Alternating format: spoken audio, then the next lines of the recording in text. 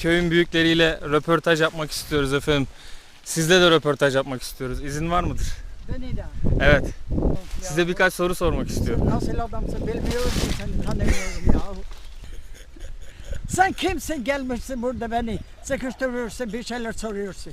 He, kimsin? Efendim gidiyoruz o zaman biz. Ulan git işine. Gidiyoruz. Geçmişi geleceğini.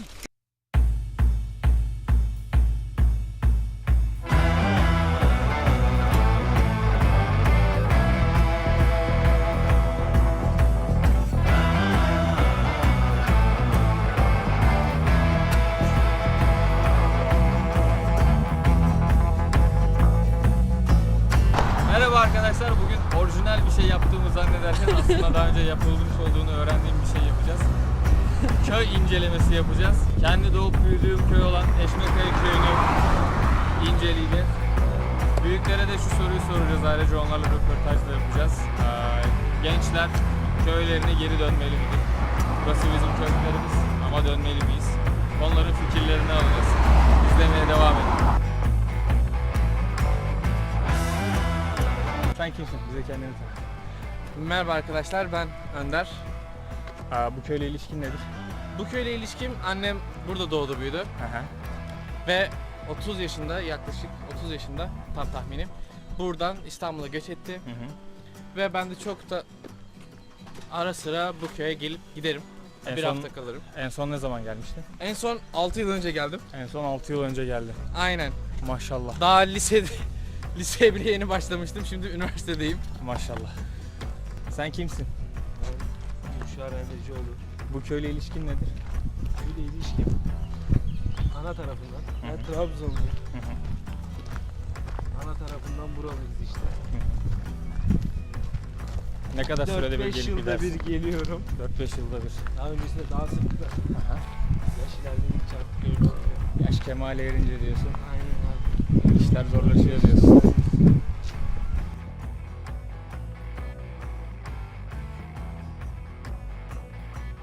Burası alabildiğine çay. Kendine yetecek kadar insanlar mısır yetiştiriyorlar, meyve yetiştiren var, sebze yetiştiren var ama ticareti yapılan, geçim kaynağı olan bitki çay. Her yer çay. Dağ tepe her yer çay. Göstereyim. Orman haricinde gördüğünüz bütün arazi hacılar çay. Komple çay. Bu köy, bu ilçe, bu il, Rize dahil, Trabzon'un bir kısmı dahil.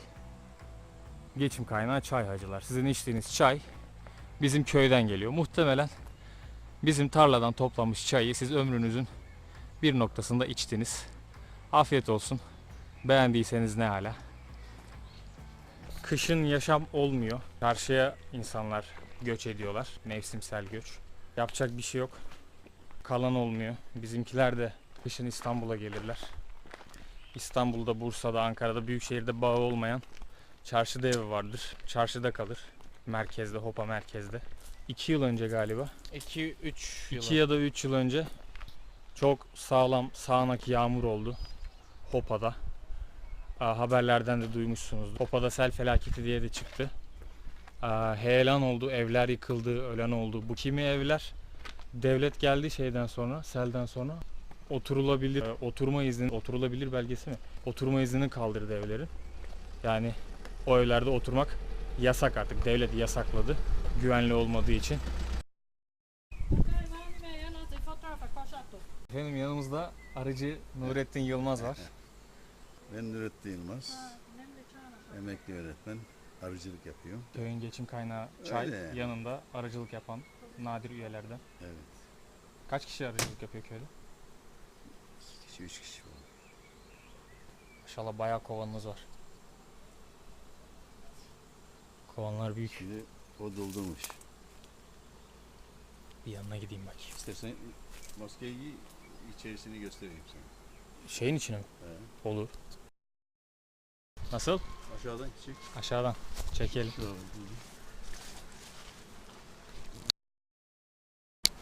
Kestane bal kokusu. Kestane balı kokusu.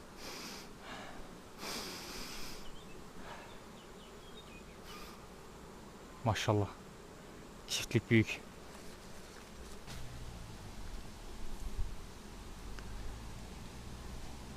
Kaç petek var? 80 civarında. 80 civarında. Maşallah.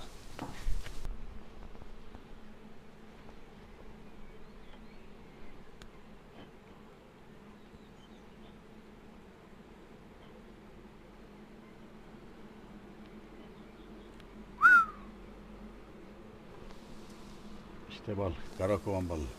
Doğal, organik.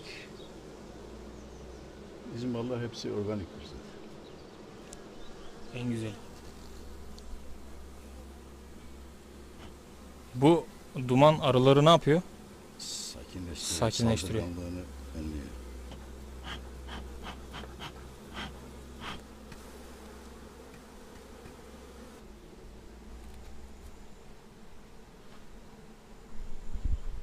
Da 40 senelik vardır petek. 40 sene. Belki de daha fazla.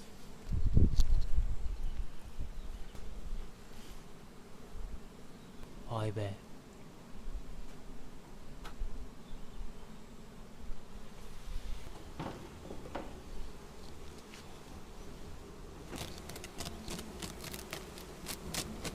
Ne zaman sağacaksın?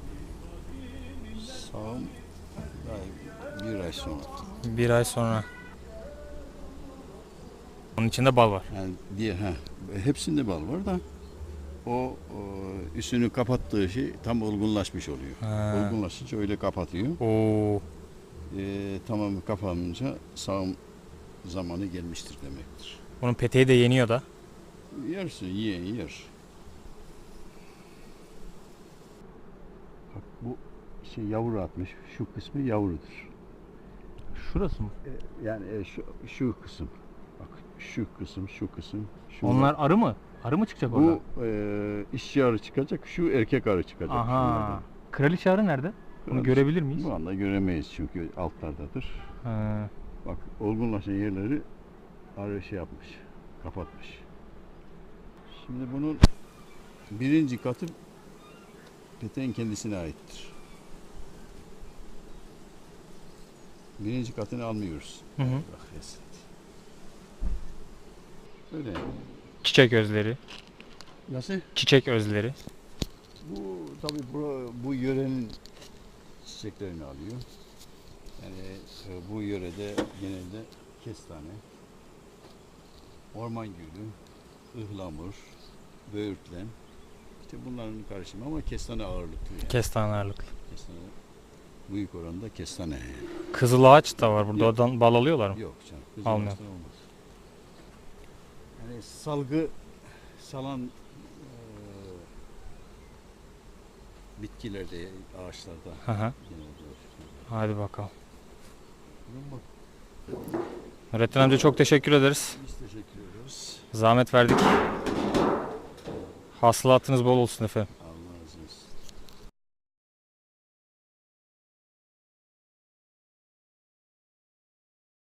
Cemile Yılmaz. Cemile Yılmaz. Cemile Hanım kaç yaşındasınız? 80. 80. Herhalde doğduğunuzdan beri bu topraklarda yaşıyorsunuz. He. Efendim bu topraklarda doğup büyüyüp şehre göçmüş torunlarınız var, çocuklarınız var. Şu soruyu soruyoruz. Köye geri taşınmalı mıyız, geri dönmeli miyiz? Herkes kendi bilir. Hakkında. Bu konuda şehirde kalmak diyor. Şehirde kalmak diyorsunuz. Evet. Siz şehirde yaşadınız değil mi? Şehirde de yaşadık, köyde de yaşadık. Hangi hayatı tercih edersiniz? Ben köyü tercih ederim ama gençler şehri tercih ediyor. Gençler şehri tercih eder. Gençlere de şehirde kalmalarını tavsiye Evet, ediyorsunuz. tavsiye ediyorum. Ya köye gelmek isteyen oldu. Ona vereceğiniz tavsiye nedir? İsteyen gelir. Hı hı. Kimseye karışamazsın. Kimseye karışamaz. He, ama şimdiki devirde şehir daha iyidir. Köyde kimse bir şey kalmadı çünkü. Hı. Geçinecek bir şey kalmadı. Barınacak bir şey kalmadı. Hı hı. Şehirde ama boş olmayacak. Çalışacak, şehirde olacak. Çalışacak, şehirde olacak. He, Cemile Hanım teşekkür ederiz. şey, İstanbul Nivayn, Bursa Nivayn. İstanbul İvayn, Bursa İvayn, Gartasi, Okul tam, Garkavetsi, Panonin. Panonin.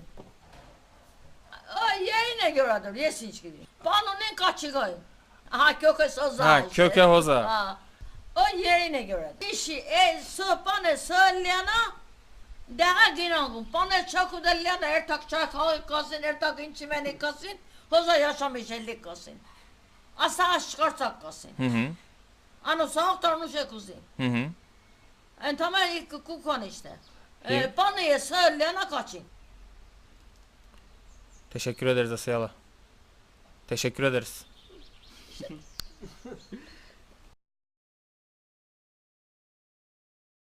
Köye geri taşınmalı mıyız? Galiba da taşınmalıyız yani. Şehir hayatı bitiyor galiba. Öyle geliyor bana. Buraya gelseler, herkes gelse burada iş imkanı yok. Orada kalsalar geçim zor. İki arada bir de yani. Biraz zor. Herkesin öyle gençlerin de geri gelmesi zor. Ama bizim gibi yaşlıların mutlaka herhalde gelmesi lazım. Dinlenmesi lazım. Emeklilerin köyde yaşaması lazım gibi geliyor bana ama gençler gelsin burada ne yapsın? Burada şey yok ki. Geçim kaynağı yok ki burada, iş yok, fabrika yok. Nereye girecekler? Nasıl çalışacaklar? Gençlerin geri gelmesi biraz zor geliyor bana. Karşılaştırdım, ben şehire geç gittim. Biraz gençken gitsem, erken gitsem şehir iyi. Şehir kötü değil mesela. Ama biraz da şehirde paran olacak ki şehrin tadını alasın. Paran olmadıktan sonra neye yarar şehirde yaşamak? Ama ben biraz geç gittim. Gençken gitsem şehrin hayatı güzel. Kaç yaşında gittiniz? Ben 47-48 yaşlarındayım. 47-48. Oldukça Evet. geç bir yaşta gitmişsiniz. Evet. Alışması zor olmuştur. Biraz zor tabii. Biraz zor oldu. Tabii. Tamam. Semahat Hanım, biz teşekkür ederiz. Ben teşekkür ederim. Sağ olasın. Tahsin Gürcüyan. Hopalıyım. Bu köyde yaşıyorum. Bu köyün ismi Eşmikaya Köyü. Eski ismi Ardala. Ülkemizin mükemmel bir köylerinden bir tanesi. Efendim siz? Bu da eşim. Benimle muhatap olun. Peki. Efendim biz şu soruyu soruyoruz. Gençler şehre göçmüşler. Şehirde okumuşlar. Kimisi iş sahibi olmuş, kimisi evlenmiş. Ama kökler burası. Bu gençler köye geri taşınmalı mıdır? Bence değildir.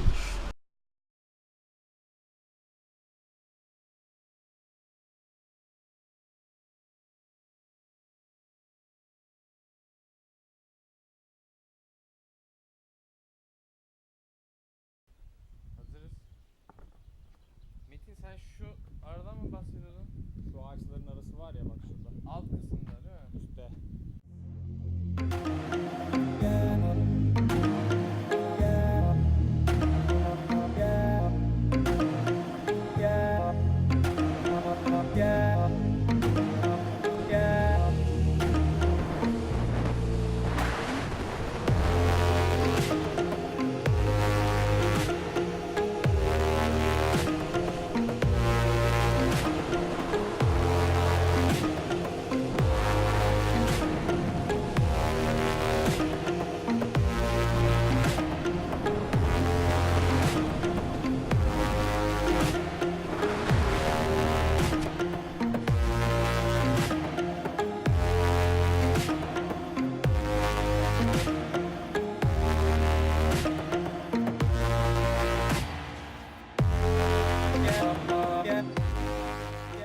Efendim gidiyoruz o zaman biz. Ulan git şuna. Gidiyoruz. Geçmişi geleceğini.